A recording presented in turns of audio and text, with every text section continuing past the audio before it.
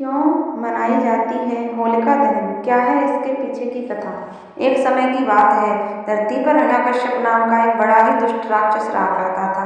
हिरण्यकश्यप अमर होना चाहता था, इसलिए उसने कई वर्षों तक ब्रह्मा जी की कठोर तपस्या करके वरदान मांगा कि उसे ना कोई दिन में मार सके ना रात में, न दिन में उसे कोई मनुष्य मार सके या ना कोई जानवर, ना ही कोई देव और ना कोई दानव उसे न कोई शस्त्र से मार सके न कोई अस्त्र से मार सके। ईश्वर से ऐसा वरदान पाने के बाद अब हिरण्यकश्यप खुद को अमर समझने लगा था।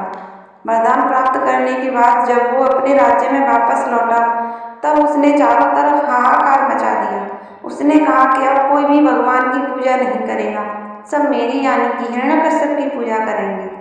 लोग डर के मारे हिरण्यकश्यप की पूजा करना आरंभ कर देते हैं, लेकिन तभी एक दिन हिरण्यकश्यप को अपने ही महल के कोने से भगवान विष्णु की पूजा अर्चना की ध्वनि सुनाई देती है।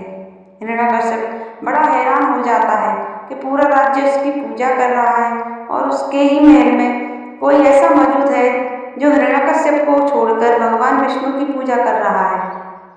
जब वो उस ध्वनि के पास जाता है तो बड़ा आश्चर्यचकित हो जाता है कि उसका खुद का पुत्र प्रहलाद ही भगवान विष्णु की पूजा कर रहा होता है।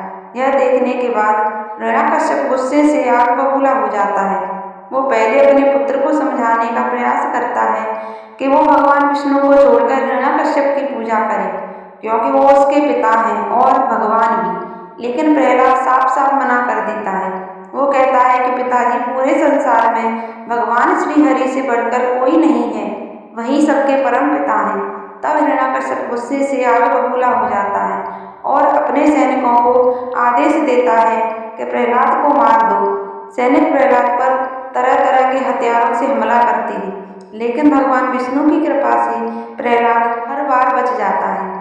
सैनिकों के हमले से जब प्रहलाद को कुछ नहीं होता तब हिरण्यकश्यप प्रहलाद को जहरीले सांपों के बीच में छुड़वा देता है, लेकिन भगवान विष्णु की कृपा से सांप भी प्रहलाद को बिना कुछ किए वहां से चुपचाप लौट जाते हैं। यह देखकर हिरण्यकश्यप और ज्यादा आग बबूला हो जाता है।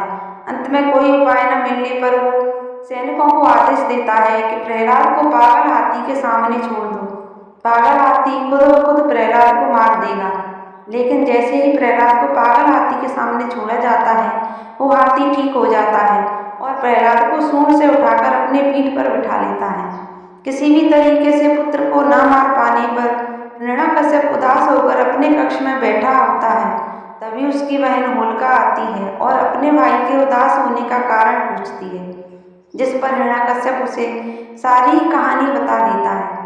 तब होलिका हंसती है हुए कहती है कि भैया, अब बस इतनी सी बात, आपको पता है ना कि मुझे भगवान ब्रह्मा से एक ऐसा वस्त्र मिला है जिसे ओढ़ने के बाद मुझे कोई अग्नि जला नहीं सकती।